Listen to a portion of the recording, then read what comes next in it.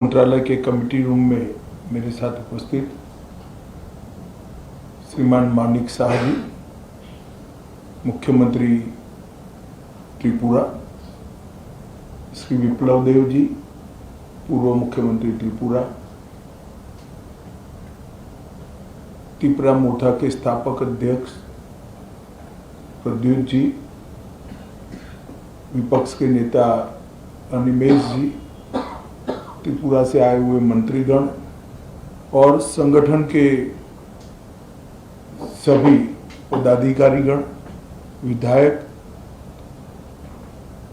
Chairman TTADC और गृह मंत्रालय के सभी ऑफिसर्स। आज त्रिपुरा के इतिहास के लिए एक ऐतिहासिक दिन है। आज इस समझौते से हमने इतिहास का सम्मान किया है, गलतियों को सुधारा है और आज की वास्तविकता को भी स्वीकार कर तीनों चीजों का सामंजस्य कर हमने भविष्य की ओर देखने का काम किया है। इतिहास जो है उसको कोई बदल नहीं सकता, मगर उसमें जो गलतियां हुई है इसको सीखकर आज की वास्तविकताओं को नजर में रखकर हम आगे जरूर बढ़ सकते हैं। और मुझे आनंद है कि त्रिपुरा मोर्चा ने, सभी ट्राइबल पार्टियों ने और सभी ऑर्गेनाइजेशन ने इसके लिए बहुत कंस्ट्रक्टिव रोल लिया है। और भारतीय जनता पार्टी की त्रिपुरा सरकार ने भी शुरू से इसके लिए प्रयास किया।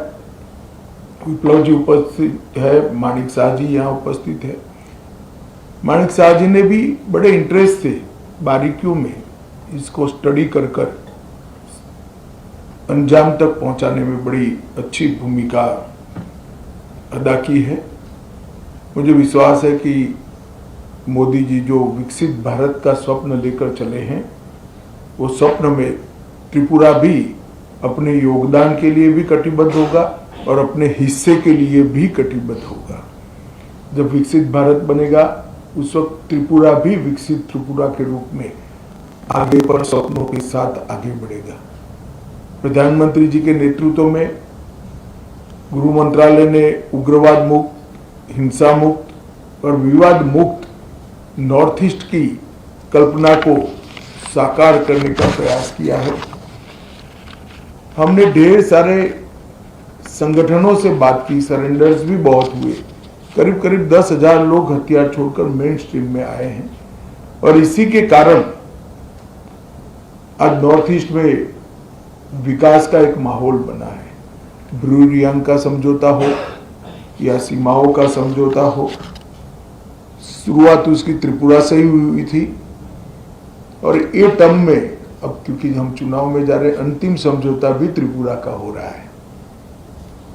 2019 में NLFT SD के साथ समझौता हुआ था, 20 में ब्रू समझौता हुआ, 20 में बोडो समझौता हुआ, 21 में कार्बी समझौता हुआ, 22 में आदिवासी समझौता हुआ, 22 में असम मेघालय अंतर्राज्यीय सीमा का समझौता हुआ, 23 में असम अरुणाचल अंतर्राज्यीय सीमा का समझौता हुआ, 2023 में दिमासा शांति समझौता हुआ, 2023 में UNLF का समझौता हुआ और 2023 में ही उल्फा का समझौता हुआ और अब ये समझौता हो रहा है। तो कुल मिलाकर 11 अलग अलग प्रकार के सीमाओं से जुड़े हुए, अपनी पहचान से जुड़े हुए, अपनी संस्कृति और भाषा के लेकर संघर्ष करने वाले सभी के साथ सामंजस्य पूर्वक बात कर हमने संघर्ष को समाप्त करने की दिशा में काम किया है। मुझे बहुत आनंद है कि आज त्रिपुरा, हम विवाद मुक्त त्रिपुरा की ओर आज से आगे बढ़े हैं। मैं प्रद्युत देव जी को बहुत बहुत धन्यवाद करना चाहता हूं।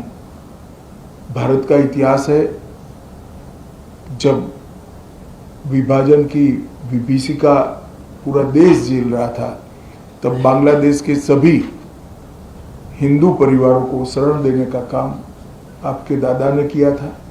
महात्मा गांधी की अपील को उन्होंने सम्मान किया था, मगर बाद में कुछ ऐसी बातें हुई कि एक मतभेद भी हुए, थोड़े संघर्ष भी हुए। आज सभी लोग एक साथ मिलकर आगे बढ़ने का निर्णय कर आगे बढ़ रहे हैं। उस वक्त मैं इतना विश्वास दिलाना चाहता हूं कि आपके अधिकारों के लिए आपको कभी अब संघर्ष नहीं करना पड़ेगा। भारत सरकार 2 कदम आगे उठकर सभी के अधिकारों की रक्षा करे, अधिकार की रक्षा हो, इस प्रकार का तंत्र विकसित करेगी। मैं फिर से सभी स्टेक होल्डर्स का बहुत बहुत धन्यवाद करता हूं। मैं एक बात जरूर कहना चाहूँगा, हमारे संदीप पात्रा जी ने भी बहुत बारीकी से, और पॉलिटिकल कारणों से मैं बड़ा व्यस्त चल रहा था, फिर भी मेरा समय छीनकर इसको अंजाम तक पहुंचा है, तो पात्रा साहब का भी मैं धन्यवाद करता हूं। और आईबी की ओर से हमारे जो नेगोशिएटर हैं और जिन्होंने समझौते को मूर्त रूप दिया है, इस सभी को धन्यवाद कर मेरी बात की समाप्ति करता हूं। सभी को बहुत बहुत शुभकामनाएं और धन्यवाद।